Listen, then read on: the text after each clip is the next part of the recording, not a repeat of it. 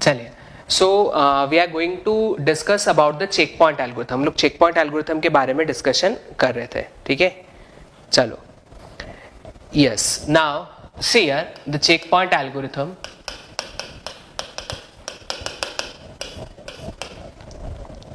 Actually क्या हम लोग के इधर जो वेदर है ना वो बहुत ज़्यादा ख़राब हो रहा है, ठीक है।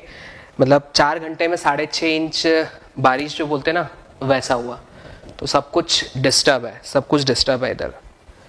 तो अभी जो हुआ दैट इज कॉल्ड, अभी एक बच्चा लिख रहा था कि सर ये अबॉट नहीं, दैट इज कॉल्ड फेलियर। ये फेलियर है। अबॉट कब होता, जब मैं बोलता आज क्लास नहीं है तो अबॉट होता। अभी मैंने जब तक मैं लगा हुआ हूँ कि क्लास होगी तब तक अबॉट नहीं है। जब मैं बोलूँगा क्लास नहीं होगी तो उसको अबॉट कहेंगे, ठीक है। तो होप सो आप भी दुआ करो, मैं भी करता हूँ कि भाई अब कुछ दिक्कत ना हो, नहीं तो फिर अबॉट ही होगा, है ना, नहीं तो फिर अबॉट ही होगा।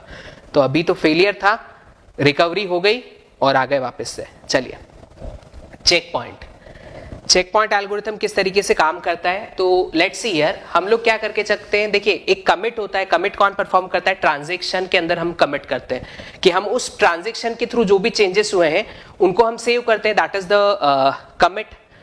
चेक पॉइंट क्या होता है? तो चेक पॉइंट हम लोग, जो डेटाबेस एडमिनिस्ट्रेटर होता है वो पीरियोडिकली क्या करता है, चेक पॉइंट लगा के रखता है। उससे क्या बेनिफिट होता है कि up to that particular check point database पे, क्योंकि डेटाबेस जो है उस पे तो बहुत सारे ट्रांजैक्शंस परफॉर्म हो रहे हैं ना। जैसे अगर हम बैंकिंग की बात करें तो बैंक में आप अकेले नहीं हो जो कुछ अमाउंट को ट्रांसफर कर रहे हो, है ना।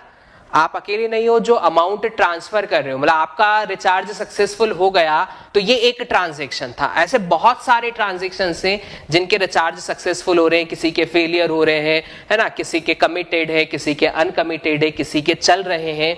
तो डेटाबेस पे बहुत सारे काम होते हैं, डेटाबेस पे बहुत सारे काम होते हैं, एक साथ होते हैं, ठीक है। तो डेटाबेस एडमिनिस्ट्रेटर क्या करता है, पीरियोडिकली चेक पॉइंट्स लगाता है, मतलब कि उस स्पेसिफिक टाइम तक का जो भी रिकॉर्ड है, मतलब जो भी काम हुआ है, उन पॉइंट्स को, उन टास्क को परमानेंटली सेव करने के लिए, मतलब जितनी भी लॉग फाइल से, एक्चुअली हम लोग कह सकते हैं it is a log based recovery.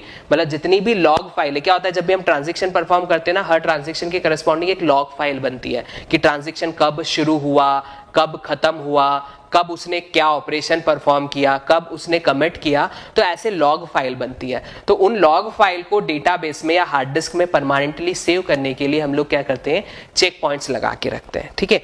तो अब चेक पॉइंट किस तरीके से होता है ना, क्या चेक पॉइंट एल्गोरिथम के थ्रू अगर फेलियर होता है तो रिकवरी किस तरीके से ना, अल्टीमेटली जो बात हम लोग कर रहे हैं it is related to the recovery.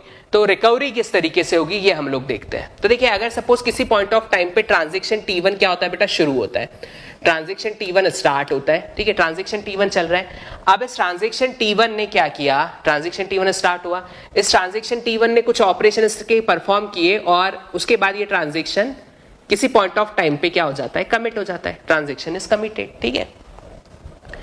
Transaction T1 के स्टार्ट होने के आफ्टर सम टाइम एक और ट्रांजैक्शन स्टार्ट होता है T2, और ट्रांजैक्शन T2 चल रहा है but it is not committed, it is not committed.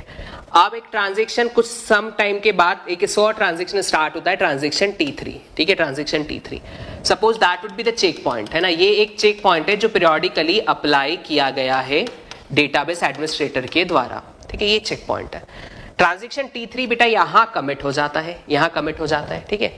Now there is one more transaction जो यहां कहीं स्टार्ट होता है, it is a transaction T4 transaction, ठीक है। और ये transaction T4 is not committed, ये भी कमिटेड नहीं है, ठीक है। और एट दैट पॉइंट, इस पर्टिकुलर पॉइंट ऑफ टाइम पे क्या होता है, system failure due to what will be the reason, है ना। जैसे अभी लाइट पावर अगेन फेल हो गया था और सब कुछ एकदम बंद हो गया था, है ना, तो वो that is a kind of failure. तो ऐसा कुछ फेलियर यहाँ पे होता है ना, फेलियर होता है। तो हमें क्या करना है, मतलब चेक पॉइंट एल्गोरिथम को क्या करना है, यहाँ रिकवरी करनी है। तो रिकवरी परफॉर्म करने के लिए 2 लिस्ट मेंटेन करके चलता है, एक है अनडू लिस्ट और एक है रीडू लिस्ट, ठीक है।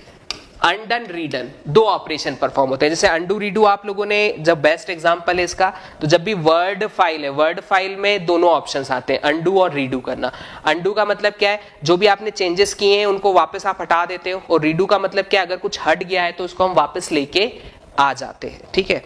तो अब क्या हुआ, यहां सिस्टम फेल हुआ, यहां सिस्टम फेल हुआ, ठीक है, यहां सिस्टम फेल हुआ, तो यहां से रोल बैक होता है आपका सिस्टम, रोल बैक, अब भैया सर ये तो आप कहां तक रोल बैक करना है, तो ये एक ट्रांजैक्शन के अंदर का रोल बैक नहीं है बेटा, ये पूरे डेटाबेस पे यहां फेलियर हुआ था तो हमने पूरा का पूरा क्या कर दिया, रोल बैक किया। अब रोल बैक किया तो क्या क्या होगा, रोल बैक किया तो क्या क्या होगा, देखिए तो एक चेक पॉइंट था ये वाला, ठीक है। So the commit operation, the transaction that is committed before the check point, मतलब ऐसे ट्रांजैक्शन जो इस चेक पॉइंट के पहले कमिट हो चुके हैं, ऐसे ट्रांजैक्शन जो इस चेक पॉइंट के पहले कमिट हो चुके हैं, ठीक है, उनको ना तो हमें अंडू करना है ना ही हमें रीडू करना है, क्योंकि इस चेक पॉइंट के टाइम पे ये ट्रांजैक्शन, जितने भी कमिटेड ट्रांजैक्शन थे उनकी जो लॉग फाइल्स थी वो डेटाबेस में परमानेंटली सेव हो चुकी थी, ठीक है। So the transaction that is committed before the check point, no need to either undo और redo over the such type of transaction, ठीक है। अब वो ट्रांजैक्शन जो चेक पॉइंट के बाद कमिट हुए हैं, वो ट्रांजैक्शन जो चेक पॉइंट के बाद कमिट हुए हैं, अब आपने बेटा करा क्या, आपने करा रोल बैक, तो रोल बैक का मतलब सर हमने T3 भी हटा दिया, लेकिन T3 तो कमिटेड था ना, यस। तो ये ट्रांजैक्शन जो कि चेक पॉइंट के बाद कमिट हुए हैं उनको आपको करना पड़ेगा फिर से रीडू, आपको रीडू करना पड़ेगा उनको, ठीक है। और जितने भी अनकमिटेड ट्रांजैक्शन है उनको फिर से परफॉर्म करना पड़ेगा। So T2 T4 you need to do that, तो बेटा T2 और T4 आप करोगे अंडू, ठीक है। तो T2 T4 को आपको अंडू करना है, अंडू लिस्ट में डालना है, और T3 को रीडू लिस्ट में डालना है। गॉट इट, इतना पॉइंट क्लियर है, फिर से बता देता हूं। बिफोर चेक पॉइंट है ना, चाहे तो लिख लीजिएगा आप लोग, बिफोर चेक पॉइंट जितने भी कमिटेड ट्रांजैक्शन है इनकी लॉग फाइल सेव्ड, ठीक है, लॉग फाइल सेव हो चुकी है। So no need to send this either in undo और रीडू लिस्ट, ठीक है। जितने भी कमिटेड ट्रांजैक्शन है लेकिन आफ्टर द चेक पॉइंट, ये कहां कमिट हो रहा है सर, ये चेक पॉइंट के बाद कमिट हो रहा है, ठीक है। तो इसको हमें क्या करना है, इसे हमें करना है रीडू, ये रीडू लिस्ट में डाल दिया। और अनकमिटेड सर T2 कमिट नहीं हुआ सर और T4 भी कमिट नहीं हुआ, तो दोनों अनकमिटेड है, यस सर दोनों अनकमिटेड है, तो दोनों अनकमिटेड है, तो अनकमिटेड ट्रांजैक्शन को कौन सी लिस्ट में डाल दोगे, अंडू लिस्ट में डाल दोगे, ठीक है। That is the concept of check point as a kind of log based recovery. चलिए, सो ये जो क्वेश्चन था ये इसी से रिलेटेड था बेटा, इसी चीज से रिलेटेड है, मतलब इसी पॉइंट पे पूछा गया क्वेश्चन है। तो देखते हैं, see consider a simple check point algorithm and following set of operation in a log, है ना, ये कुछ ऑपरेशंस हैं जो परफॉर्म करने हैं। अब देखिए इसको मैं उसी तरीके से टाइमलाइन पे लेके जाता हूं, यहां पे जो भी इसने लिखा हुआ है, क्या लिख रहा है, स्टार्ट T4, मतलब बेटा सबसे पहले आपने ट्रांजैक्शन T4 को क्या कर दिया, स्टार्ट कर दिया, ठीक है। फिर ये ट्रांजैक्शन राइटिंग ऑपरेशन परफॉर्म, देखिए इस स्टेटमेंट का मतलब क्या होता है, ये लॉग है ना, ये क्या बोल रहा है, राइटिंग ऑपरेशन परफॉर्म करना है। कौन परफॉर्म करेगा, T4 करेगा। किस डेटा पे करेगा, Y पे करेगा। उसकी ओल्डर वैल्यू क्या थी, ये ओल्ड वैल्यू बताता है कि ओल्डर वैल्यू उसकी 2 थी, और अब ऑपरेशन परफॉर्म होने के बाद उसकी जो न्यू वैल्यू है वो कितनी हो गई है, वो 3 हो गई है। सो इस तरीके say that is a kind of log, है ना। तो इस टाइप के लॉग बनते हैं कि T4 ने राइटिंग ऑपरेशन परफॉर्म किया है डेटा आइटम Y पे, before performing that writing value Y की 2 थी, after performing that writing value Y की 3 हो गई है, ये पॉइंट है, ठीक है। देखिए, so here what we can say, हम लोग यहां पे क्या कह सकते हैं, ये ट्रांजैक्शन T4 स्टार्ट हुआ, इसने कुछ ऑपरेशन परफॉर्म किया, इसका ऑपरेशन चल ही रहा था और ट्रांजैक्शन T1 भी स्टार्ट हो गया, ठीक है। ट्रांजैक्शन T1 स्टार्ट हो रहा है, कोई दिक्कत नहीं, T1 चालू कर दिया। जैसे ट्रांजैक्शन T1 स्टार्ट किया उसके बाद T4 जो है बेटा इस पॉइंट पे कमिट हो गया, okay, no issue. Transaction T1 ने अपना राइटिंग ऑपरेशन जो भी परफॉर्म करना है वो परफॉर्म कर रहा है, और यहां पे एक चेक पॉइंट अप्लाई हुआ, that is a check point. So ये चेक पॉइंट यहां अप्लाई हुआ, ठीक है। Then transaction after check point transaction T2 start होता है, तो इस पॉइंट से ट्रांजैक्शन T2 यहां से शुरू होता है, ये अपना कुछ ऑपरेशन करता है और बेटा फिर कमिट हो जाता है, तो ये कमिट हो गया।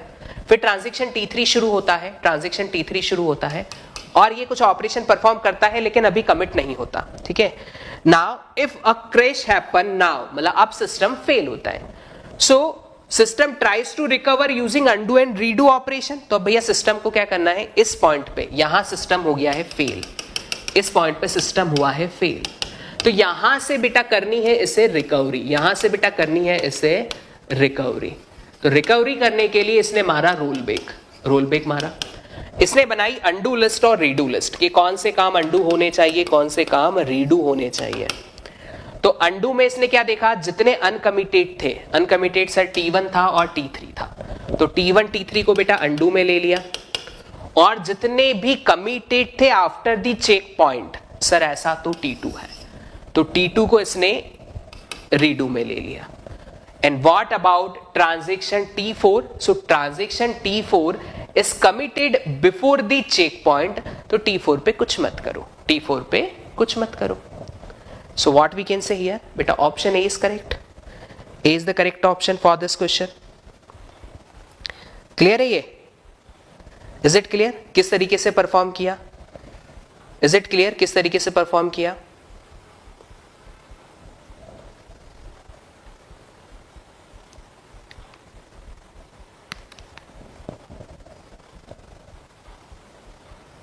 Okay.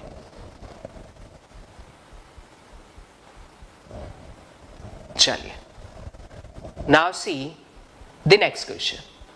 Now this type of question is somehow we can say that a easy question.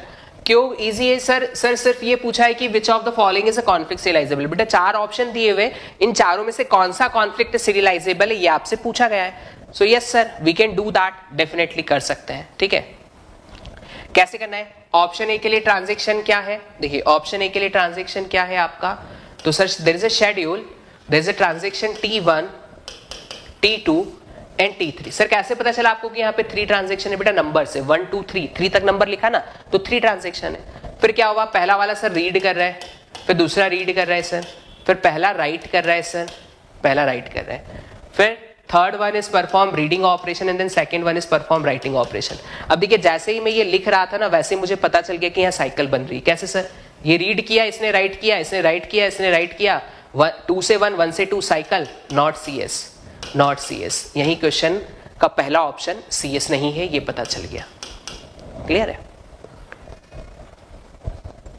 Now see option number 2, option number 2 देखो बेटा, ठीक है सर। ऑप्शन 2 में देख लेते हैं, यहाँ पे भी 3 ट्रांजेक्शन है, बिल्कुल देयर इज ऑल्सो 3 ट्रांजेक्शन यहाँ पे भी है।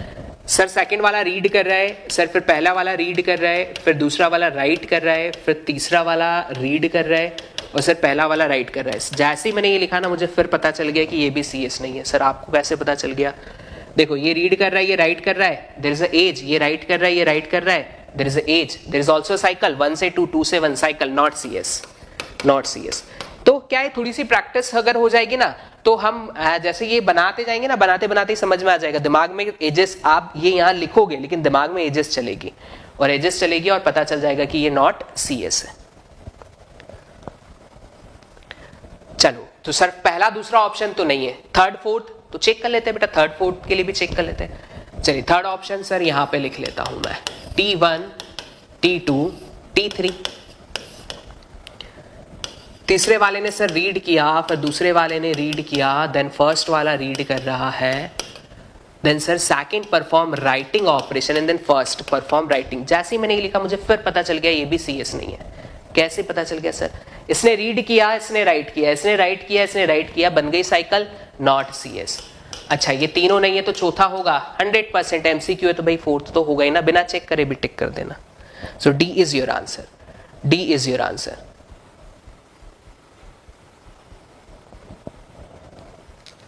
Got it?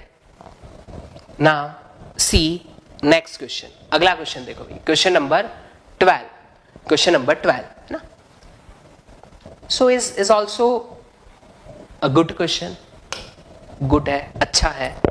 Which of the following is correct? क्या conflict serializable? दो चीजें यहाँ पे पूछ ली इसने, एक तो रिकवरेबल पूछ लिया और एक conflict serializable। देखो रिकवरेबल तो मेरे को ये क्वेश्चन देखते ही पता चल गया कि ये रिकवरेबल है, अरे सर आप तो बहुत इंटेलिजेंट हो, कैसे पता चल गया ये रिकवरेबल है? तो बेटा अगर हर कमिट के बाद, हर राइट के बाद अगर कमिट होता है ना, अगर हर राइट के बाद कमिट होता है, यहाँ तो खाली रीड है तो रीड से तो कोई मतलब ही नहीं है, बट अगर हर राइट के बाद कमिट होता है मतलब कि ये कास्केडलेस है।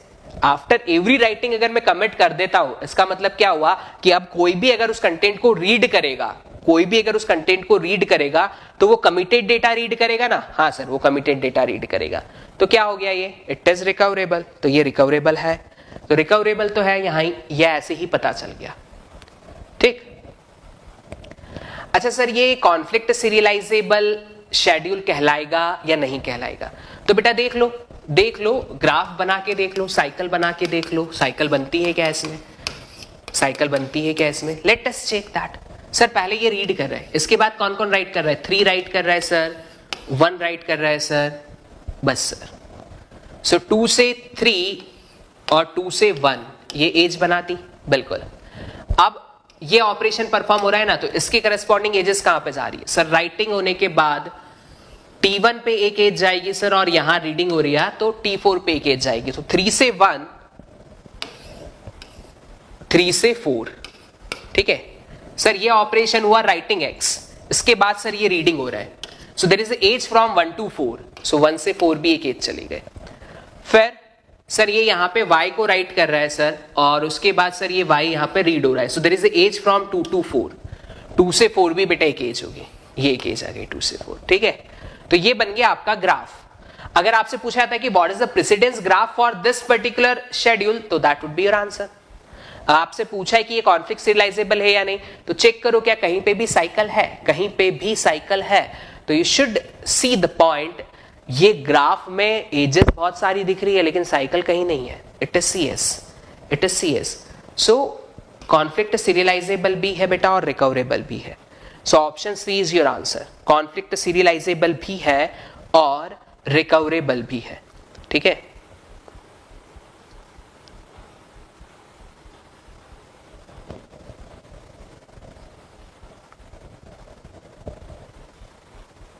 Got it? इतना पॉइंट क्लियर है? इतना पॉइंट क्लियर है? सो एक बार अप्लाई करिए कि that point is clear to all of you और नॉट। भाई this point is clear to all or not? This point is clear to all or not? Check it once and reply.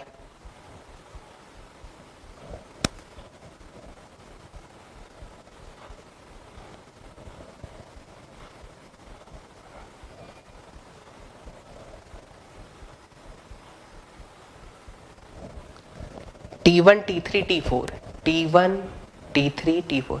बेटा cycle कब होती है? जब T1 से T3 जा सकते, जा तो पा ही नहीं रहे हो ना यार। T1 से T4 जा सकते हो, फिर T4 से T3 नहीं आ सकते, साइकिल कैसे होगी? T1 से शुरू करें और फिर T1 पे आ जाए तो साइकिल बनेगी।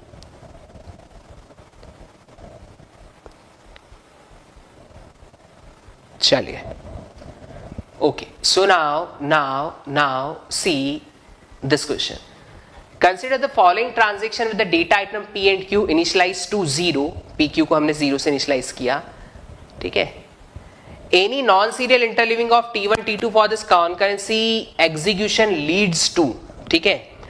अब इनमें से कोई भी non-serial interleaving अगर हम लोग करते हैं, ठीक है, तो वो लीड करती है ना किसमें? कमिट से कोई चेंज नहीं होगा बेटा। नहीं, कमिटेड है, चेंज क्या होगा? डायरेक्ट एजेस में कोई चेंज थोड़ा होगा बेटा, जो एजेस है वो तो वही बनेगी ना। कमिट का काम है कि रिकवरेबल है या नहीं ये चेक करना, ठीक है। अब आपको कॉन्फ्लिक्ट सीरियलाइजेबिलिटी देखना है। अगर हाँ, ये अगर सीरियल शेड्यूल होता है ना, एग्जैक्टली अगर सीरियल होता तो हम लोग देखिए, अगर ये रीडिंग X यहाँ पे नहीं होता, अगर ये रीडिंग X का ये हटा देता मैं यहाँ से, ठीक है, ये रीड X में हटा देता, तो पहले T3 परफॉर्म हो रहा है पूरा, फिर T1 पूरा हो रहा है, फिर T2 पूरा हो रहा है और फिर T4 पूरा हो रहा है। तो ये कैसा शेड्यूल बन जाता बेटा? ये सीरियल शेड्यूल बन जाता। और अगर सीरियल शेड्यूल है तो वो हमेशा कॉन्फ्लिक्ट सीरियलाइजेबल होंगे ही ना। सीरियल तो कॉन्फ्लिक्ट सीरियलाइजेबल ही होगा, एक ही तरफ की डायरेक्शंस बनेंगी उसमें, ठीक है। यस एग्जैक्टली तो ये पॉइंट है, तो ये अगर ये रीड X यहाँ नहीं होता ना, अच्छा देखो ये भी पॉइंट समझो, अगर यहाँ रीड X नहीं होता ना तो मैं डायरेक्टली इसको क्या बोल देता, इट इज कॉन्फ्लिक्ट सीरियलाइजेबल। कैसे? क्योंकि ये सीरियल शेड्यूल है बेटा, अगर ये रीडेक्स नहीं है तो ये सीरियल शेड्यूल है। ये किया खत्म, ये किया खत्म, ये किया खत्म, ये किया खत्म, मतलब कि सीरियल शेड्यूल। सीरियल शेड्यूल तो हमेशा कॉन्फ्लिक्ट सीरियलाइजेबल ही होंगे ना। और सीरियल शेड्यूल के लिए तो हम उनमें जो प्रॉब्लम्स थी उनको हटाने के लिए कॉन्करेंसी की थी, और फिर कॉन्करेंसी में चेक करना पड़ता है कि उनका आउटपुट सीरियल शेड्यूल के इक्विवेलेंट है या नहीं। अगर डायरेक्टली कोई शेड्यूल सीरियल शेड्यूल दिया जाए तो वो कॉन्फ्लिक्ट सीरियलाइजेबल हमेशा होगा। हाँ, तो आयुष कमिट हो रहे, तो मैं वही तो बोल रहा हूं बेटा कि ये कमिट हो गया मतलब ये खत्म हो गया ना, फिर ये डन हो गया, फिर ये डन हो गया, और फिर ये डन हो गया। तो ये सीरियल शेड्यूल है, ये सीरियल शेड्यूल है, ठीक है।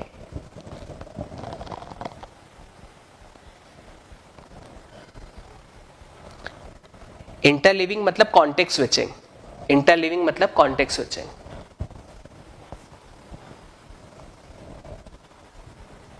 इंटरलिविंग का मतलब कॉन्टेक्स्ट स्विचिंग, ठीक है। नॉन सीरियल का मतलब है कि भाई कुछ सीरियल नहीं, सीरियल को छोड़ के बाकी नॉन सीरियल, सीरियल को छोड़ के तो क्या हो गया, नॉन सीरियल, ठीक है। और इंटरलिविंग मतलब बीच बीच में कॉन्टेक्स्ट स्विच करना, थोड़े स्टेटमेंट T1 के एग्जीक्यूट करना, फिर T2 के करना, फिर T3 के करना, इस तरीके से, तो उसको कहा जाता है इंटरलिविंग, उसको कहा जाता है इंटरलिविंग।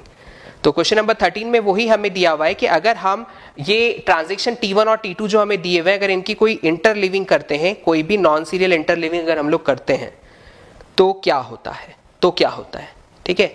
तो रिजल्ट क्या, देखिए, तो एग्जीक्यूशन किसकी तरफ लीड करेगा, क्या वो कॉन्फ्लिक्ट सीरियलाइजेबल नहीं होगा या हर इंटरलिविंग कॉन्फ्लिक्ट सीरियलाइजेबल होगी। तो देखिए, चेक करना कितना आसान है इसको।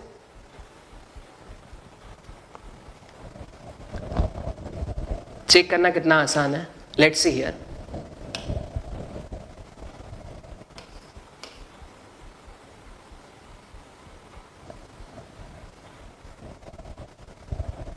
ट्रांजैक्शन T1, देखिए ट्रांजैक्शन T1, ये सारे स्टेटमेंट बेटा T1 के, ये सारे स्टेटमेंट T1 के, ठीक है। जैसे ट्रांजैक्शन T2, ये सारे स्टेटमेंट T2 के, ठीक है। अब हमें इनके बीच में कोई ऐसी नॉन सीरियल इंटरलिविंग करवानी है जिसकी वजह से ये शेड्यूल कॉन्फ्लिक्ट सीरियलाइजेबल ना हो। अगर ऐसी नॉन सीरियल इंटरलिविंग हमें मिल जाती है तो ऑप्शन बी पे हम टिक कर देंगे, और अगर हमें ऐसी कोई भी नॉन सीरियल इंटरलिविंग नहीं मिलती है तो फिर हम क्या कहेंगे कि ये कॉन्फ्लिक्ट सीरियलाइजेबल शेड्यूल है, ठीक है। So let's see here what we can say. अब देखिए यहाँ पे क्या हो रहा है, रीड पी रीड क्यू, मतलब ये रीड पी ऑपरेशन परफॉर्म कर रहा है, ठीक है। ये रीड क्यू ऑपरेशन भी परफॉर्म कर रहा है, फिर बीच में कुछ कंडीशन उसने दी, अगर ये होता है तो ये करना है, उसके बाद हमें राइट क्यू ऑपरेशन तो करना ही है। यहां देखिए रीड क्यू ऑपरेशन ये परफॉर्म कर रहा है, ठीक है, रीड क्यू ऑपरेशन परफॉर्म कर रहा है, रीड पी ऑपरेशन परफॉर्म कर रहा है, और राइट पी ऑपरेशन परफॉर्म कर रहा है। तो read Q is there, read P is there, write P is there. चलिए, क्या हम लोग यहां पे इंटरलिविंग कर सकते हैं कि ये जो ऑपरेशन है, ये जो ऑपरेशन है ये नॉन सीएस बन जाए, नॉन सीएस बन जाए। कैसे इंटरलिविंग कर सकते हैं? So what we can say here, आप लोग ऐसा कुछ ऑपरेशन कर सकते हो क्या कि एक एज T1 से T2 बने और एक एज T2 से T1 बने। तो वी कैन से दैट कि सर देखिए यहां आप इसी तरीके से देख लो, sir there is a read p operation, yes, there is a write p operation, yes. So what we can say, there is a age from 1 से 2, there is a read q operation and there is a write q operation. So there is a age from 2 से 1, yes sir. So what we can say, it consists of cycle. So option B, it is non-conflict serializable, it is non-conflict serializable, ठीक है। तो ये जो इंटरलिविंग मैंने करी ना, कैसे लिखा, पहले R P R Q R Q R P W Q W P, तो ये नॉन सीरियल इंटरलिविंग हो गई, ठीक है। Got it?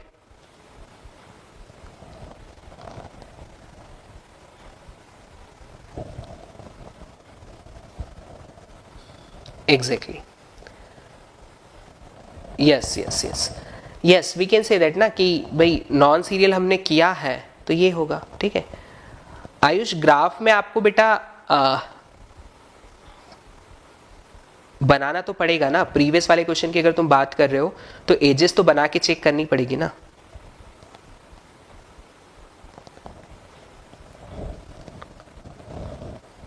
चलिए let's see the another question 14th। अब देखिए बहुत ही सिंपल क्वेश्चन है, बहुत ही सिंपल क्वेश्चन है। Which of the following concurrency protocol ensure both conflict serializability और freedom from deadlock? तो हम लोग क्या कहेंगे कि 2PL में तो डेडलॉक होता है, लेकिन टाइम स्टैम्प ऑर्डरिंग में दोनों इंश्योरिटी है, कॉन्फ्लिक्ट सीरियलाइजेबिलिटी की भी इंश्योरिटी है और डेडलॉक फ्रीडम की भी इंश्योरिटी है। तो हम क्या कह देंगे, बी पॉइंट कह देंगे। B is your answer.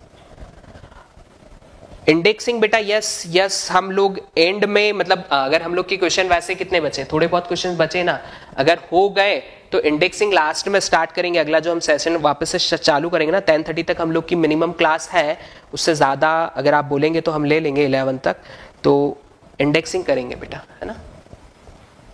After that, after doing this, अब देखिए ये क्वेश्चन भी आपका क्या है, is very easy question.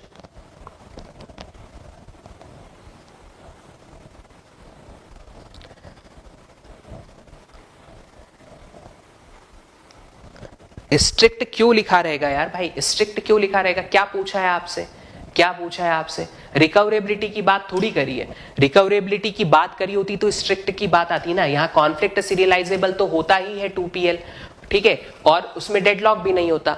Strict अगर आता बेटा, वहां पे लिखा होता स्ट्रिक्ट, यहाँ पे आता तो स्ट्रिक्ट में क्या होता है, स्ट्रिक्ट में क्या होता है, चाहे स्ट्रिक्ट 2PL की बात करें चाहे स्ट्रिक्ट टाइम स्टैम्प की बात करें, दोनों ही स्ट्रिक्ट का मतलब है कि they are about the recoverability, ठीक है। तो रिकवरेबिलिटी का क्वेश्चन ही नहीं पूछा तो स्ट्रिक्ट लिखने की जरूरत ही नहीं है।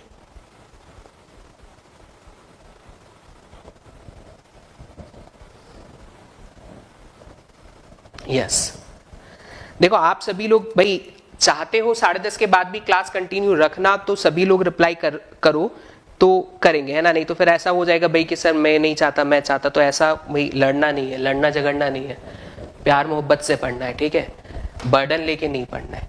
तो अगर आप बोलेंगे तो करेंगे, सभी बोलेंगे तो करेंगे, नहीं तो फिर जो हमारा टाइम है उस पर बंद कर देंगे हम class. Consider the following schedule for the transaction T1, T2, T3। देखिए ये 3 ट्रांजेक्शन हमें दिए हुए हैं, सारी चीजें हमें बना के दी हुई है। Which one of the following schedule is a serialisable of the above. तो हमें देखना है कि इनमें से कौन सा इसके सीरियलाइजेबल है ना, मतलब हमें अल्टीमेटली सीरियल शेड्यूल आइडेंटिफाई करना है। We need to identify the serialization corresponding to this. तो देख लेते हैं, ग्राफ बना के देख लेते हैं।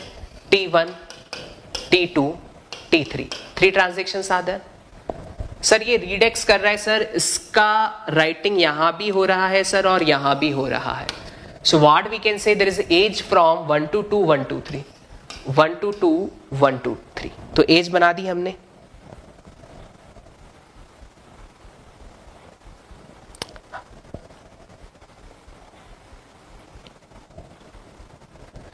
चलिए सो 1 से 2, 1 से 3, 1 से 2, 1 से 3। Now see there is a read y।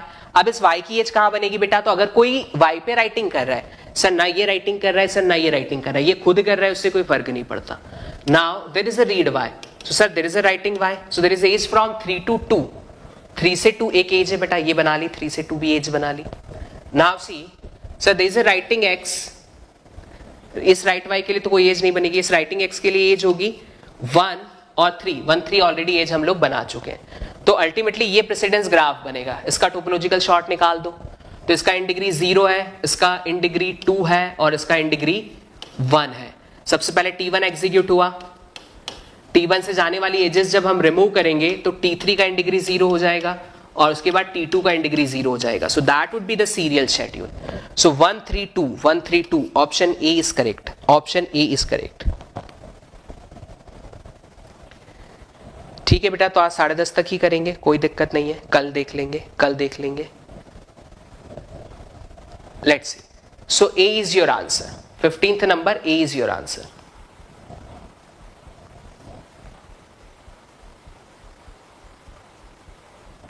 Again very simple question, very simple question. Conflict serialisable है या नहीं, ये क्वेश्चन किया था आप में से किसी ने, भाई आप लोगों ने क्वेश्चन किया है कॉन्फ्लिक्ट सीरियलाइजेबल है या नहीं। आपको शेड्यूल चेक करना है, ठीक है, शेड्यूल चेक करना है, S1, S2, S3, S4, ठीक है। सिंपल सा प्रेसिडेंस ग्राफ बनाओगे और प्रेसिडेंस ग्राफ बना के चेक करोगे कि कौन सा शेड्यूल कॉन्फ्लिक्ट सीरियलाइजेबल है, कौन सा शेड्यूल कॉन्फ्लिक्ट सीरियलाइजेबल नहीं है, कौन सा शेड्यूल कॉन्फ्लिक्ट सीरियलाइजेबल है, कौन सा शेड्यूल कॉन्फ्लिक्ट सीरियलाइजेबल नहीं है. So anyone have any doubt in this type of question or can I switch to the next question. 16th कर सकते हो अगर नहीं किया है तो, या किया है तो अगर किसी को डाउट है तो मैं एक्सप्लेन करूं, अदरवाइज नेक्स्ट क्वेश्चन पे स्विच करते क्योंकि बहुत ही सिंपल क्वेश्चन है. S1 का ग्राफ बनाओगे, साइकिल चेक करना है, सेकंड थर्ड फोर्थ, सिर्फ साइकिल चेक करनी है. चलिए सो बताइए. चलिए तो yes is easy question, so we can skip. Is a simple question, conflict serializability है या नहीं ये चेक करने. Okay, now see in this question what we need to do. आपको S1 S2 S3 3 शेड्यूल्स दिए हुए, अलग अलग शेड्यूल है. इस S1 शेड्यूल के लिए आपको क्या करना है, प्रेसिडेंस ग्राफ बनाना है. S2 का भी आपको क्या करना है, प्रेसिडेंस ग्राफ बनाना है. और S3 का भी आपको क्या करना है, प्रेसिडेंस ग्राफ बनाना है. और फिर चेक करना है कि क्या सारे कॉन्फ्लिक्ट इक्विवेलेंट है. तो अगर तीनों शेड्यूल के प्रेसिडेंस ग्राफ सेम बनते हैं तो कॉन्फ्लिक्ट इक्विवेलेंट है, और अगर ग्राफ सेम नहीं बनते हैं तो कॉन्फ्लिक्ट इक्विवेलेंट नहीं है. तो कॉन्फ्लिक्ट इक्विवेलेंट नहीं है. तो सबसे पहले बेटा क्या करेंगे, यहां पे हम लोग बनाएंगे ग्राफ. ठीक है, तो शेड्यूल S1 किस तरीके से लिखा हुआ है तो आप देख सकते हैं. Schedule S1 is like that. देखिए 2 3 1 मतलब 3 ट्रांजेक्शन है यहां पे. एक ट्रांजेक्शन T1 है, एक ट्रांजेक्शन T2 है और एक ट्रांजेक्शन T3 है. ठीक है, 3 transaction are there, 3 transaction are there.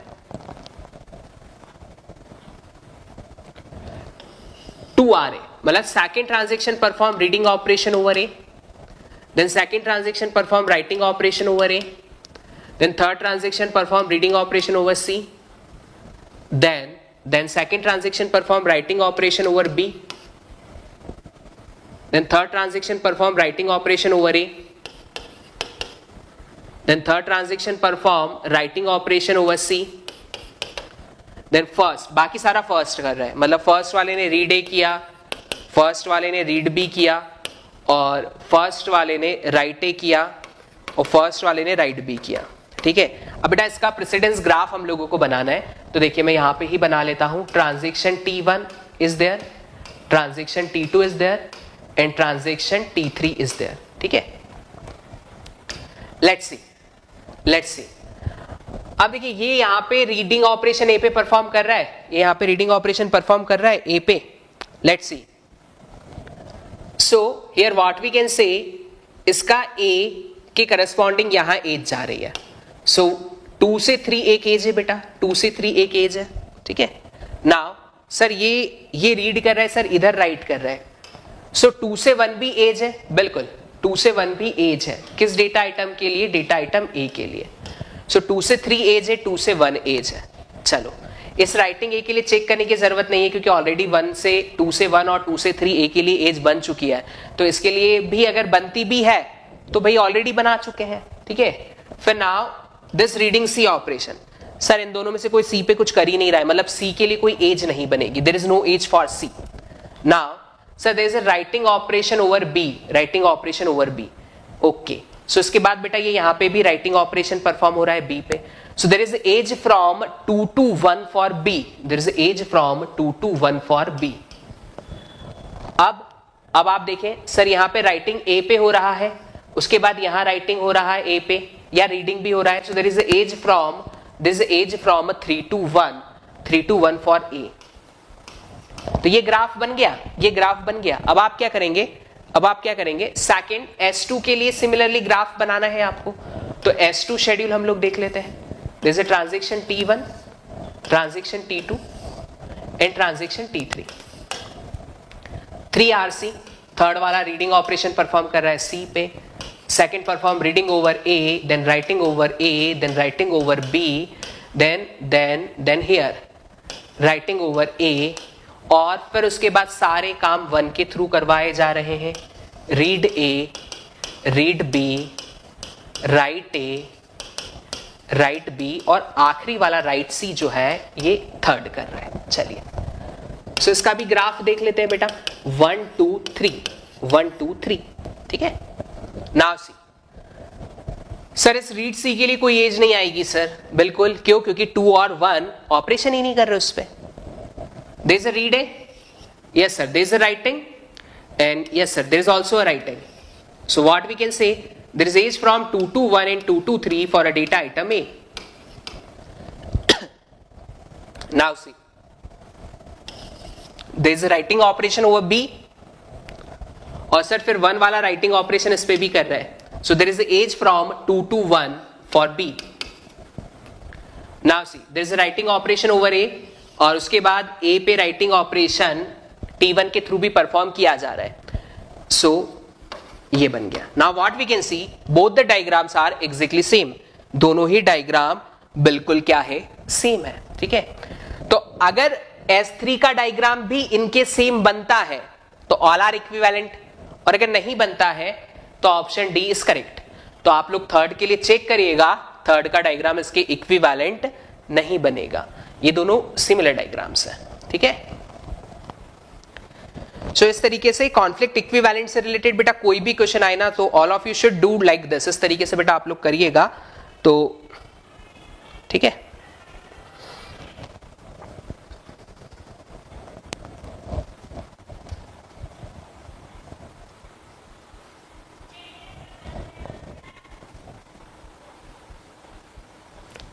is also a simple question, is also a simple question. You need to check that कि which is conflict serializable. तो कुछ नहीं करना है, S1 जैसे अभी हमने डायग्राम बनाया ना वैसे ही S1 का डायग्राम बनाएंगे, S2 का डायग्राम बनाएंगे. कौन सा कॉन्फ्लिक्ट सीरियलाइजेबल है सिर्फ ये बताएंगे, सिर्फ ये बताएंगे, ठीक है.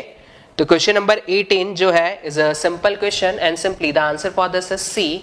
जो पहला वाला है वो नॉट CS है, दूसरा वाला जो है वो CS है. तो आप सभी लोग इस क्वेश्चन को अटेम्प्ट करेंगे, है ना, सभी करिएगा इसको अटेम्प्ट. अगर नहीं किया है तो so I am going to skip this question. इसको स्किप कर रहा हूं मैं क्योंकि वही कॉन्सेप्ट है. अगर किसी को डाउट है तो भाई लिख दो कि सर करवा दो, तो मैं करवा भी दूंगा, ठीक है. वैसे ही सिंपल क्वेश्चन है, वैसे ही हमें साइकिल बना के सिर्फ चेक करना है. एग्जैक्टली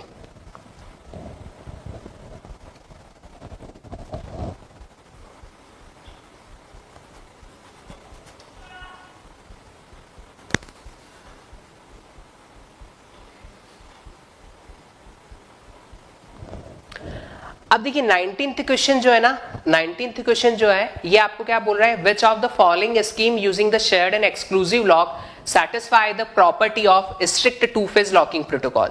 तो भैया स्ट्रिक्ट 2PL को कौन सेटिस्फाई कर रहा है ये हमें बताना है, ये हमें बताना है, ठीक है.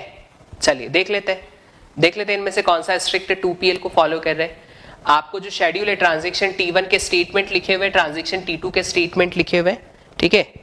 अब हमें क्या करना है, S1 ये एक शेड्यूल है, ये स्ट्रिक्ट टू फेज लॉकिंग को फॉलो कर रहा है या नहीं कर रहा है ये बताना है. तो चलिए सभी लोग मुझे चेक करिए, यहाँ पे अभी ही चेक करिए क्योंकि ये नया क्वेश्चन है, इस टाइप का क्वेश्चन अभी नहीं आया ना, तो इसको हम कर लेते हैं एक बार, है ना. हालांकि टफ नहीं है बट फिर भी हम देख लेते हैं क्योंकि ऐसा क्वेश्चन अभी तक हमने देखा नहीं है. तो लेट्स सी, चेक करिए S1 के बारे में. S1 के बारे में सभी लोग चेक करके बताओ कि क्या S1 जो है वो स्ट्रिक्ट 2PL को फॉलो करता है. स्ट्रिक्ट 2PL की डेफिनेशन याद रख लेना, क्या, जितने भी, पहला 2PL तो होना चाहिए, ठीक है, फिर जितने भी एक्सक्लूसिव लॉक है वो अनलॉक होने चाहिए कमिट के बाद में, वो अनलॉक होने चाहिए कमिट के बाद में. तो आप यहां पे कह सकते हैं सर कि ये जो अनलॉक हो रहा है सर ये कमिट के बाद ही अनलॉक हो रहा है, ये जो अनलॉक हो रहा है ये कमिट के बाद ही अनलॉक हो रहा है, ठीक है. सो tell me which of the following scheme using shared and exclusive lock satisfy the requirement for the strict 2PL. strict 2PL के लिए कौन satisfy कर रहा है requirement को, है ना. इसको थोड़ा सा मैं जूम कर लेते हैं. स्क्रीन पे दिख रहा है, ऑप्शंस दिख रहे हैं या नहीं दिख रहे हैं, या आप लोगों के पास उसमें भी होगा जो बुक है वर्क बुक में.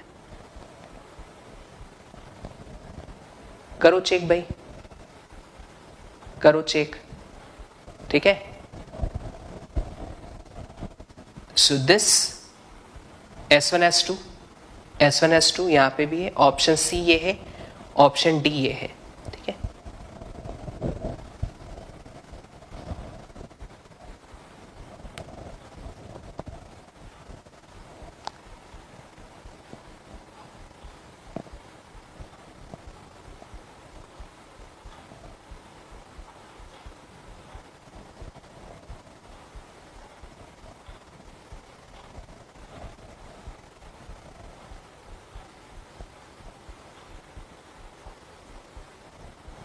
विजिबिलिटी नहीं दिख रही, क्वेश्चन पूरा आ नहीं रहा ना, एक मिनट।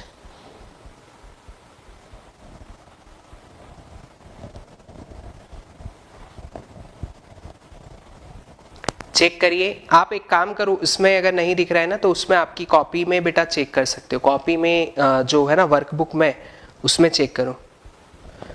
पहले वाला जूम में बेटा ऑप्शन सारे दिख नहीं रहे थे ना, एक मिनट चेक करता हूं मैं। क्या कभी कभी क्वेश्चन थोड़े ज्यादा बड़े आ जाते हैं ना। चलो एक एक ऑप्शन के करस्पॉन्डिंग ऐसे ही चलते हैं, सारे तो एक साथ नहीं दिखेंगे। फर्स्ट ऑप्शन देखो, फर्स्ट ऑप्शन देखो, है ना, फर्स्ट ऑप्शन देखो। क्वेश्चन जो है ये अल्टीमेटली हमें एक चीज ये भी चेक करनी है कि ये जो स्टेटमेंट इसमें दिए हुए ना, इन्हीं स्टेटमेंट के करस्पॉन्डिंग ये बना है या नहीं बना है, ये भी देखना है। तो वो ऑलरेडी वही स्टेटमेंट से रीड और ये सारे स्टेटमेंट है, ठीक है।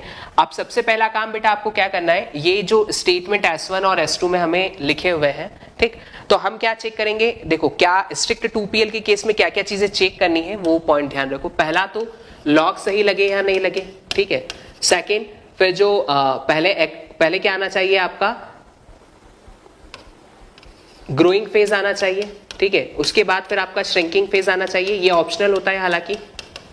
और आफ्टर डूइंग दैट जो फोर्थ है ना, उसके बाद फिर हमें क्या चेक करना है कि जो रिलीजिंग हो रही है ना, जो अनलॉकिंग हो रही है, जो श्रिंकिंग फेज में जो अनलॉकिंग हो रही है, उसमें वो जो अनलॉक होने चाहिए कौन से एक्सक्लूसिव लॉक, वो कमिट के बाद होने चाहिए। चलिए, तो पहला ऑप्शन सही है या गलत है, जैसे कुछ बच्चे ऑप्शन सी बोल रहे हैं, तो पहला क्यों गलत है हमें ये देखना है। तो you can see here what we are doing, we are performing writing operation over a data item B पे राइटिंग ऑपरेशन कर रहे हैं ना हम लोग, लेकिन बी पे हम लॉक कौन सा लगा रहे हैं बेटा, हम शेयर्ड लॉक लगा रहे हैं। तो क्या ये संभव है, शेयर्ड लॉक लगाने के साथ में, अब देखिए इस क्वेश्चन में सिंपल सा लॉकिंग पे ही फेल हो गया कि हमें बी पे एक्सक्लूसिव लॉक लगाना था, लेकिन इसने बी पे कौन सा लॉक लगाया, शेयर्ड लॉक लगाया। तो ये गलत है, ये गलत है, ठीक है। ये पॉइंट क्लियर है। तो यहीं से हम लोग कह सकते हैं ना कि we can't perform writing operation using the shared lock. तो पहला ऑप्शन तो गलत हो गया हमारा, बाकी चेक करने की जरूरत ही नहीं है, इतने पॉइंट पे ही हम उसको फेल कर सकते हैं। Now here you can see A पे हमने एक्सक्लूसिव लॉक लगाया, ए पे हमने एक्सक्लूसिव लॉक लगाया, बी पे हमने एक्सक्लूसिव लॉक लगाया, ठीक है। बी पे राइटिंग ऑपरेशन परफॉर्म कर रहे हैं, अनलॉक ए हो रहा है और कमिट अनलॉक बी कर रहे हैं। इधर भी देख लेते हैं, इधर भी देख लेते हैं। बी पे हमने एक्सक्लूसिव लॉक लगाया, ठीक है, फिर हमने इस पे भी एक्सक्लूसिव लॉक लगाया ए पे, ठीक है। अब देखिए बेटा, लेकिन ए एक्सक्लूसिव लॉक है ना, तो इसका अनलॉक कब होना था बेटा, कमिट के बाद होना था, लेकिन ये अनलॉक ए कमिट के पहले ही लिख रहा है, ठीक है, ये अनलॉक बी होगा। तो ड्यू टू दिस ये ट्रांजेक्शन आपका क्या हो गया, ये भी आपका मतलब स्ट्रिक्ट 2PL को फॉलो नहीं करता, is also not following S2PL, तो ये भी S2PL को फॉलो नहीं करेगा, ठीक है, ये भी S2PL को फॉलो नहीं करेगा। नाउ ऑप्शन सी देख लेते हैं। सो ऑप्शन सी में सबसे पहले लॉक्स देख लो। तो ए पे शेयर्ड लॉक लग रहा है क्योंकि ए पे सिर्फ रीडिंग ऑपरेशन हो रहा है। बी पे एक्सक्लूसिव लॉक लग रहा है, यस, क्योंकि बी पे रीडिंग और राइटिंग दोनों ऑपरेशन हम लोग परफॉर्म कर रहे हैं।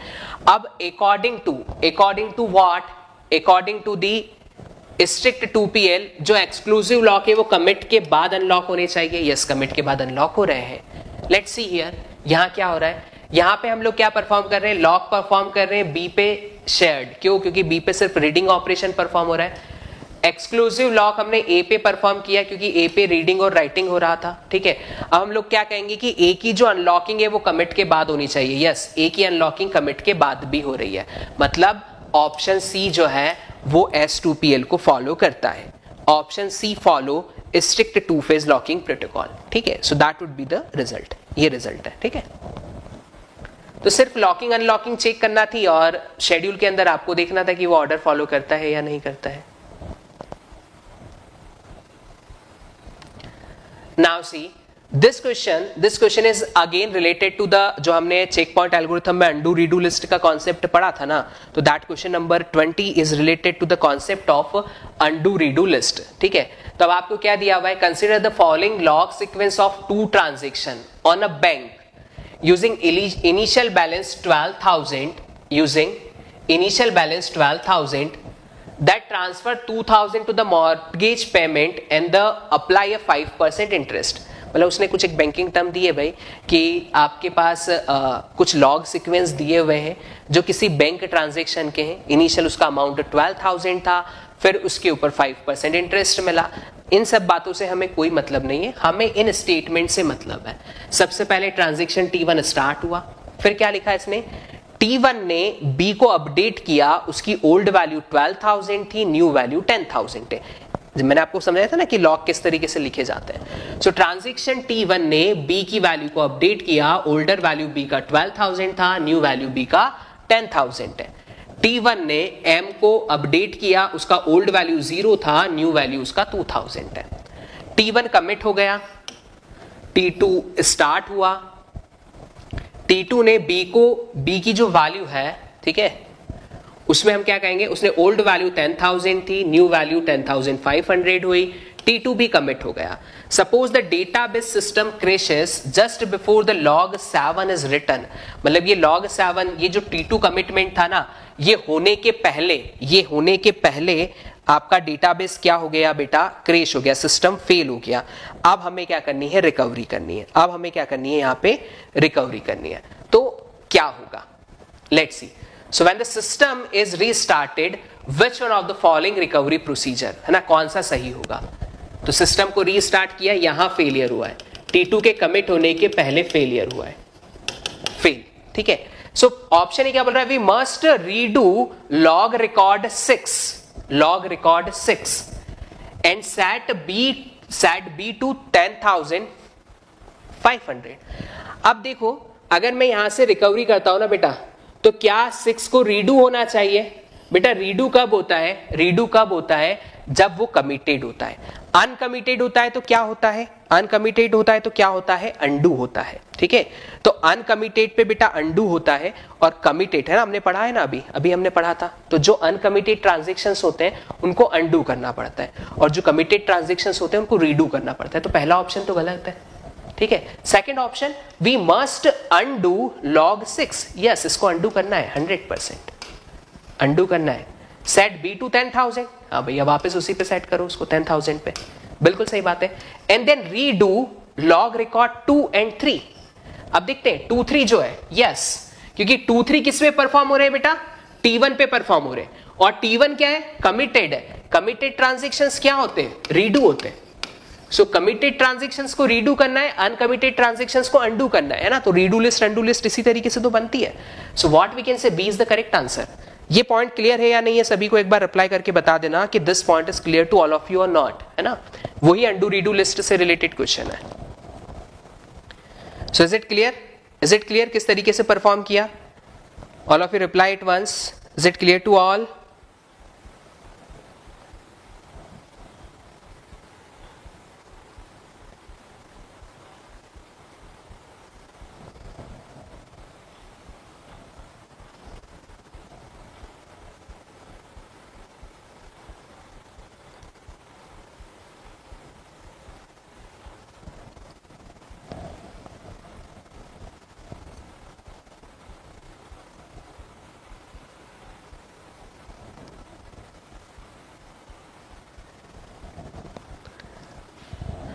चलिए.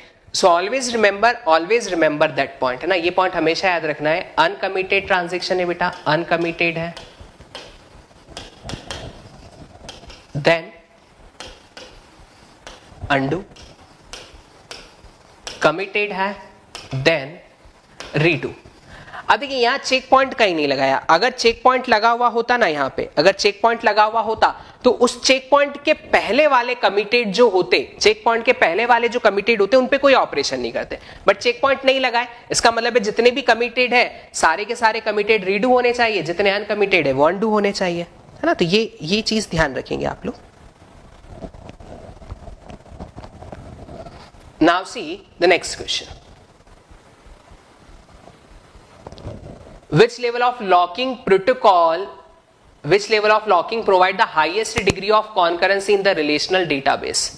इनमें से कौन सा highest degree of concurrency provide करेगा ना. Which locking is provide highest degree of concurrency? ठीक है. अब देखिए, highest degree of concurrency की बात कर रहे हैं. इसको इस तरीके से समझिएगा ना, थोड़ा सा डिग्री ऑफ कॉन्करेंसी का मतलब क्या है। डिग्री ऑफ कॉन्करेंसी का मतलब है कि अगर हम किसी चीज पे लॉक लगाते हैं, किसी चीज पे लॉक लगाते हैं, तो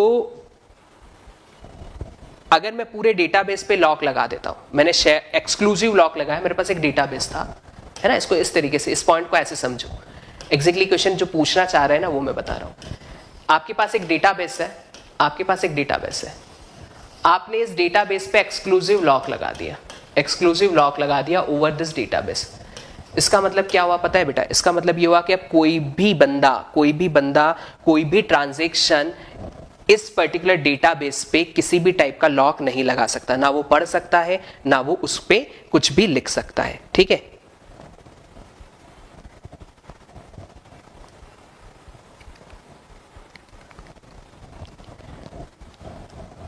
नाउ सी अब अगर मैं इस डेटाबेस पे लॉक नहीं लगाता हूं, इस डेटाबेस में बहुत सारी टेबल्स है, transaction T1 there are so many tables, table 1 table 2 table 3 table 4, बहुत सारी, ठीक है। मुझे क्या करना था, मुझे किसी टेबल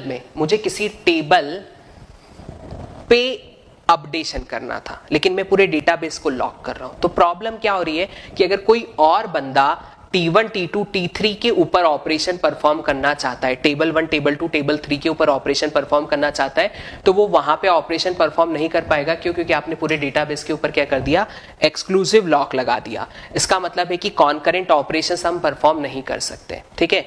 तो अगर मैं इस टेबल के ऊपर ऑपरेशन, इस T2 T4 टेबल के ऊपर अगर मैं क्या करता, लॉक लगाता, T4 टेबल के ऊपर अगर मैं लॉक लगाता, तो क्या होता कि अगर कोई और ऑपरेशन T1 पे T2 पे T3 पे करना चाहता है तो वो कर सकता है, लेकिन अगर मैंने T4 पे लॉक लगा दिया तो T4 के अंदर कोई और ऑपरेशन परफॉर्म नहीं कर सकता। अब मैंने सोचा कि यार मुझे अपडेट जो करना था ना, मुझे कोई पूरी टेबल तो अपडेट नहीं करनी थी, मुझे अपडेट क्या करना था, मुझे बेटा सिर्फ अपडेट करना था जिसका रोल नंबर 101 है, उसका फोन नंबर मैं अपडेट करना चाहता था। तो अगर कोई और बंदा इसकी दूसरी रोज को पढ़ना चाहता है तो वो नहीं पढ़ सकता। क्यों नहीं पढ़ सकता? क्योंकि आपने पूरी टेबल के ऊपर लॉक लगा दिया। अब हम क्या करें, हम इस पूरी टेबल पे ना लॉक लगाते हुए सिर्फ और सिर्फ इस रो के ऊपर लॉक लगा दें, इस रो के ऊपर लॉक लगा दें, तो क्या होगा कि अगर कोई और ट्रांजैक्शन परफॉर्म करना चाहता है इस टेबल की किसी और रो के ऊपर, तो उसको दिक्कत नहीं आएगी, वो कर सकता है। क्यों? क्योंकि मैंने सिर्फ उस स्पेसिफिक रो पे लॉक लगाया है। तो व्हाट वी कैन से कि अगर डिग्री ऑफ कॉन्करेंसी आपको ज्यादा चाहिए ना, डिग्री ऑफ कॉन्करेंसी अगर आपको ज्यादा चाहिए तो आप रो पे लॉक लगाइए, रो पे लॉक लगाइए, डेटाबेस को लॉक नहीं कर देना। देखो इसको, इसका सिंपल सा मतलब ऐसा है ना, इसको एक मैं बहुत अच्छे से एग्जांपल से आपको समझाता हूँ। सपोज हमें कहाँ जाना है ना, I want to go to toilet, है ना, मुझे वॉशरूम में जाना है, तो मैं कहाँ पे लॉक लगाऊंगा, वॉशरूम का लॉक लगाऊंगा ना। अब मैंने क्या किया, मैं मेन गेट का लॉक लगा के आ गया, मैं मेरा जो घर है उसका मेन गेट का लॉक लगा के आ गया। देन व्हाट विल हैपन, भैया आप कोई भी बंदा, मेरे घर में जितने भी अदर है, जो भी पेरेंट्स है, भाई बहन है, सिस्टर है, ब्रदर है, जितने भी है, वो सभी भैया अब घर में ही नहीं आ पाएंगे। क्यों? क्योंकि मुझे यूज क्या करना था, मुझे कहाँ अपडेशन या मुझे क्या यूज करना था, मुझे वॉशरूम यूज करना था। मैंने वॉशरूम का लॉक नहीं लगाया, मैं मेन गेट का लॉक लगा के आ गया। तो ये डेटा, अगर आप किसी रो पे आप रोल नंबर 101 का फोन नंबर अपडेट करना चाहते हो और आप पूरे डेटाबेस पे लॉक लगा देते हो, इसका मतलब यही हुआ कि आप घर पे लॉक लगा दिए, ठीक है। व्हाट वी वांट, भैया बाकी स्पेस पे तो काम नहीं ना, आपको वॉशरूम में काम है, तो आपको वॉशरूम का लॉक लगाना है। So is this kind of this कि आप यहां लॉक लगाओ ताकि दूसरे बंदे दूसरी लोकेशंस को यूज कर पाए, ठीक है। तो हाईएस्ट डिग्री ऑफ कॉन्करेंसी कब मिलेगी, जहां हम अपडेट करना चाहते हैं, मिनिमम लोकेशंस पे लॉक लगे, तो that would be the row. So that's why your option is C, ठीक है।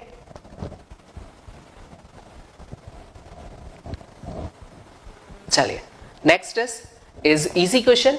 आपसे पूछा है कि कौन सा सिनेरियो जो है वो इररिकवरेबल एरर की तरफ लीड करेगा, है ना, कौन सा है जो इररिकवरेबल एरर की तरफ लीड करेगा। Let's see here, can we say that a transaction reads a data item after it is written by uncommitted transaction. A transaction reads a data item after it is written by uncommitted transaction. ये transaction uncommitted है और अगर इसका uncommitted data ये अगर read करता है तो there is a chance of irrecoverable error. तो इस केस में यहां पे इररिकवरेबल एरर के चांस होंगे। So D is your answer, D is your answer. पहला क्या बोल रहा है, a transaction write a data item after it is read by uncommitted transaction. भैया अनकमिटेड ट्रांजेक्शन रीड कर रहा है उससे कोई फर्क नहीं पड़ता। A transaction reads a data item after it is read by uncommitted transaction, तो रीड से भी कोई दिक्कत नहीं है। A transaction reads a data item after it is written by a committed transaction, तो इस टाइप के शेड्यूल तो कास्केडलेस कहलाएंगे, और कास्केडलेस कहलाएंगे तो वहां पे डर्टी रीड की या इररिकवरेबल की तो प्रॉब्लम आनी ही नहीं है। तो कब प्रॉब्लम आएगी? ऑप्शन डी पे प्रॉब्लम आएगी, ऑप्शन डी पे प्रॉब्लम आएगी। Got it?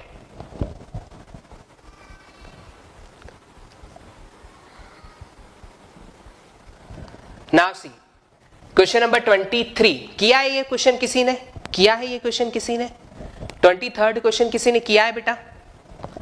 आपसे पूछा है कि ये शेड्यूल सीरियलाइजेबल है या नहीं, ये शेड्यूल सीरियलाइजेबल है या नहीं, ये क्वेश्चन किसी ने किया है? ये क्वेश्चन किसी ने किया है? टेल मी यस और no.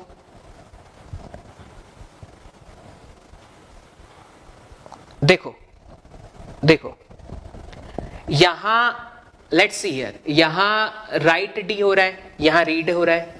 There is edge from 2 to 1, yes sir. यहां राइट हो रहा है, यहां रीड हो रहा है। There is edge from 1 to 2, yes sir. What we can say? We can say that it is not conflict serializable, not CSA है, ठीक है। लेकिन आपसे पूछा है कि ये शेड्यूल सीरियलाइजेबल है या नहीं, तो बेटा समटाइम इट मे पॉसिबल कि अगर आपका शेड्यूल कॉन्फ्लिक्ट सीरियलाइजेबल नहीं है बट वो सीरियलाइजेबल हो सकता है। सर क्यों हो सकता है? Due to view serializability, view serializability की वजह से हो सकता है ना वो। यस सर, व्यू सीरियलाइजेबिलिटी की वजह से हो सकता है। तो अब हमें चेक करना है कि क्या ये व्यू सीरियलाइजेबल है या नहीं। तो हमने एक पॉइंट पढ़ा था, अगर कोई भी ट्रांजेक्शन नॉट सीएस है तो आप उसमें चेक करो कि वहां ब्लाइंड राइट है या नहीं। तो सर ये भी रीड के बाद राइट करता है, ये भी रीड के बाद राइट करता है, ये भी रीड के बाद राइट करता है, ये भी रीड के बाद राइट करता है, यहां भी रीडिंग के बाद ही राइटिंग हो रही है। सर यहां पे कोई भी ब्लाइंड राइट नहीं है, नो ब्लाइंड राइट। तो बेटा अगर कॉन्फ्लिक्ट सीरियलाइजेबल भी नहीं है और ब्लाइंड राइट भी नहीं है ना, तो 100% 100% नॉट वीएस, और नॉट वीएस मतलब कि वो सीरियलाइजेबल नहीं है। D is your answer, D is your answer. तो इस तरीके से आप इस क्वेश्चन को चेक करके और विद इन अ मिनट, है ना, मैक्सिमम 1 मिनट में आप इस क्वेश्चन को खत्म कर सकते हो। सबसे पहले साइकिल देख लो, तो नॉट सीएस, सीरियलाइजेबिलिटी पूछी है, नॉट ब्लाइंड राइट, तो not CS, not blind write, not VS तो सीरियलाइजेबल नहीं है, ठीक है। तो इस तरीके से इस क्वेश्चन को अप्रोच करेंगे, so you will find the answer.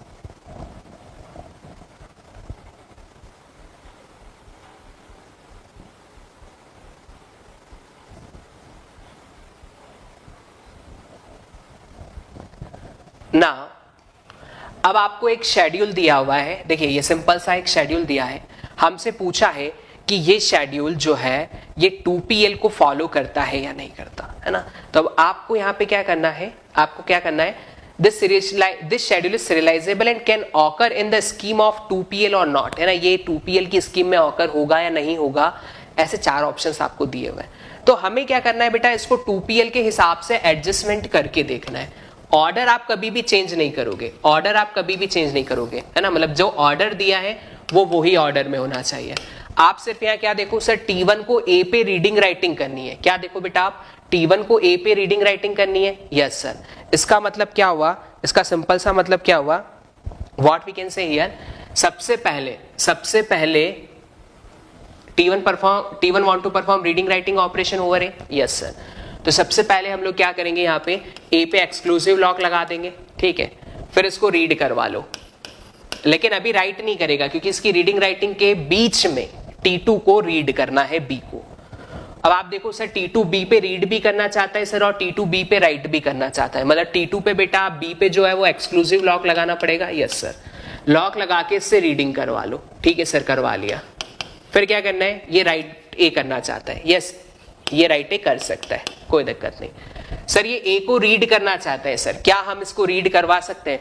बेटा ए को रीड करवाने के लिए और ए को राइट करवाने के लिए आपको ए पे एक्सक्लूसिव लॉक, यहाँ पे ए पे एक्सक्लूसिव लॉक लगाना पड़ेगा। लेकिन ये अभी पॉसिबल नहीं है सर। क्यों पॉसिबल नहीं है? क्योंकि सर इसने ए पे लॉक लगा रखा है, तो या तो ये यहाँ पे अनलॉक ए कर दे, अनलॉक ए कर देगा तो फिर ये लॉक लगा सकता है 100%, लेकिन ये अनलॉक करेगा नहीं। क्यों नहीं करेगा? क्योंकि सर इसको बी पे रीडिंग राइटिंग करने हैं, इसको बी पे रीडिंग राइटिंग करने हैं, तो ये बी पे लॉक लगाने के बाद ही अनलॉक करेगा। और सर ये बी पे लॉक नहीं लगा सकता, क्यों नहीं लगा सकता? क्योंकि बी पे T2 ने लॉक लगा रखा। तो अल्टीमेटली हम क्या कहेंगे कि T1 T2 के लिए वेट करेगा, T2 T1 के लिए वेट करेगा। तो अगर दोनों बेटा एक दूसरे के लिए वेट कर रहे हैं, इसका मतलब क्या हुआ? इसका मतलब हुआ कि वहां पे आ गया है क्या? डेडलॉक। तो पॉसिबल नहीं है। So what we can say, this schedule is not serializable and cannot ensure the scheme of 2PL, है ना? 2PL की स्कीम को ये इंश्योर नहीं करता, 2PL की स्कीम को ये इंश्योर नहीं करता। ठीक है, गॉट इट, गॉट इट।